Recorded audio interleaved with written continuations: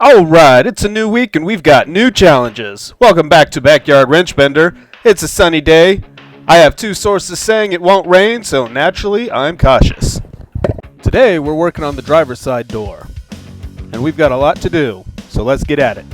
Here's a recap of what we're dealing with. We've got a lot of rust holes and therefore a lot of fabrication to do.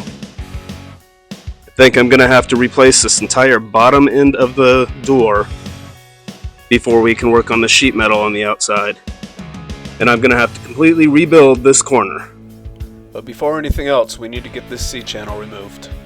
Alright, normally you'd want to use a spot weld drill bit to get these out, but I don't have one, so I'm just going to do this with a regular drill bit.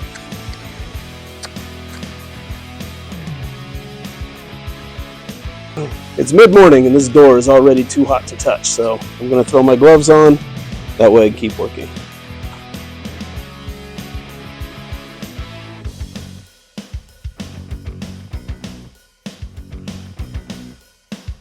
As you can see, there's a lot of rust built up under there. So we're going to take a wire brush to this before we do anything else. So I don't know why Ford put this on the bottom. Before I choose whether or not to scrap this or not, I think I'll go do some research and try to figure out what this is for on the bottom. If you know, go ahead and throw it in the comments, let the rest of us know. But for now, I think I'm going to hang on to it because it's not bent out of shape so much that I can't fix it with some body hammers and dollies. So looking this over, I think I'm going to take this in 3 different parts. First part, we'll take it right here. We'll try to rebuild this corner.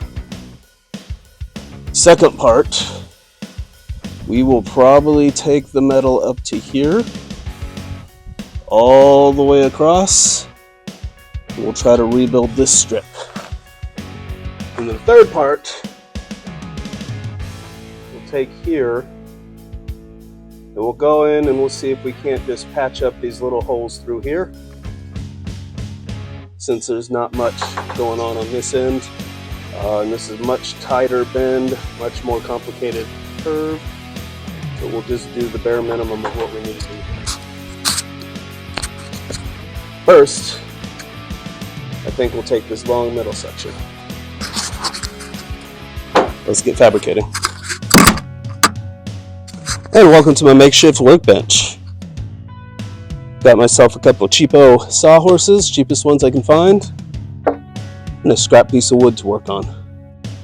I point this out because I want to reiterate, you don't need a excessively expensive shop to do these sort of things. You can do a lot of this stuff on the cheap, as long as you're willing to put forth the effort, and as long as you're willing to learn. So I got myself a piece of steel here.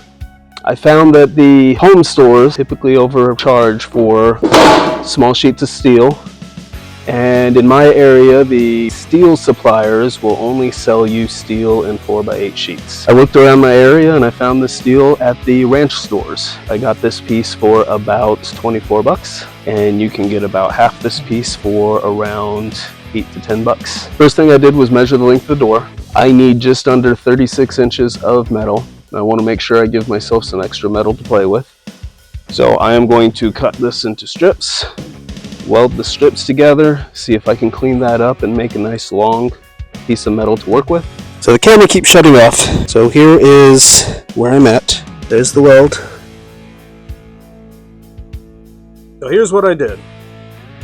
I took a small piece of scrap metal and I put it up to the edge. And I used my body hammers so that I can get that profile down.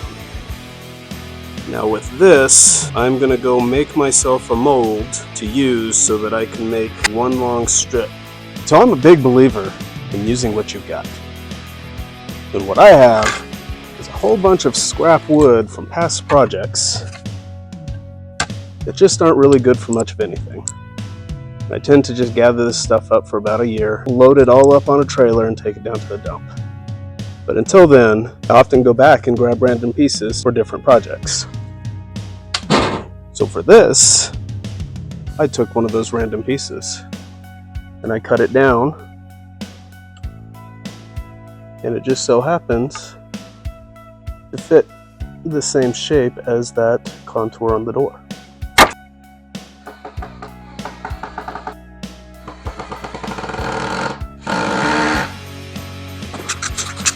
Got so hot yesterday, the camera shut off.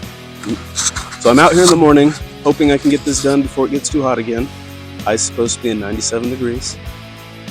I went ahead and got my piece of metal clamped in here. I used another piece of scrap wood to hold it in place. And I'm just gonna take my body hammers. I'm gonna start tapping this into place.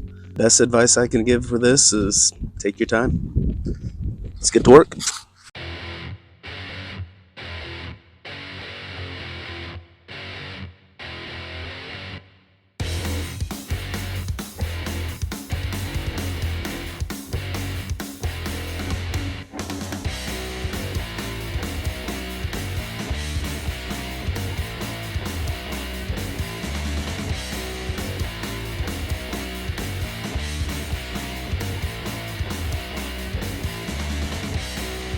Day 3 of trying to form the bottom of this door. So yesterday I got about 4 hours worth of work in. Right about midday, it just got too hot out here, so I had to call it quits. The piece I was working with was too hot to touch. The sun's beating down on me. I wasn't taking enough breaks. Since the threat of rain is gone, and in order to get more work done, I went ahead and pulled the Mustang off the jacks, pushed it outside so that I've got room in my shop. I'm gonna set up a fan, and we're gonna go to work, try to get this done. So, economically speaking, if I was doing this professionally, the time it took to shape that patch would have cost me way more than just buying a repop door. The only value in trying to do this is saving the original parts, but even that, you're not really saving them because you're adding new and different metal to it. But for me, there is value in this, because I'm really enjoying playing with the metalworking. Alright, and there's the bottom panel. One thing I did do was make it extra long. I've got all this excess down here that I can cut off. And if you look carefully, you can see the outside ends here are a little bit taller than the middle. So I can cut off about 3 inches over here and about 3 inches over there, and you won't be able to notice. And at that, I think I'm going to call it for this week. I've put a lot of work in on this. I'm tired. And I don't think the hammers I've got are going to suffice for this.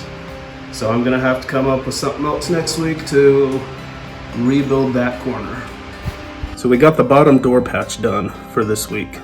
I was excessively optimistic, thinking I could do the bottom patch in one day, and I could do that corner patch in another day, and I can do the outside patches a day after that, and then I can weld it.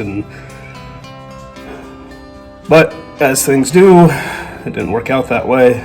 Building that bottom patch was a lot more difficult than I anticipated. If I had to do it again, I think I would leave the two pieces separated and shape them in a metal brake first, and then weld the two shaped pieces together. I think I would have had probably a cleaner result in a lot faster amount of time by going that route. I'm looking forward to tackling that other corner and getting this thing welded up, and there are some very complex curves in there, and I'm wondering if I should do it in multiple pieces or if I should try to shape the entire thing. I anticipate the next 3 weeks are going to be on this door alone. Just because there's a lot of work to do on it. Hopefully I can get the bottom patches done next week, and in 2 weeks we'll weld this door up and then move on. That's all I've got this week. I'm curious to know, what would you have done differently? How would you have gone about this? Leave a comment below. Have a good weekend, and we'll see you next Friday.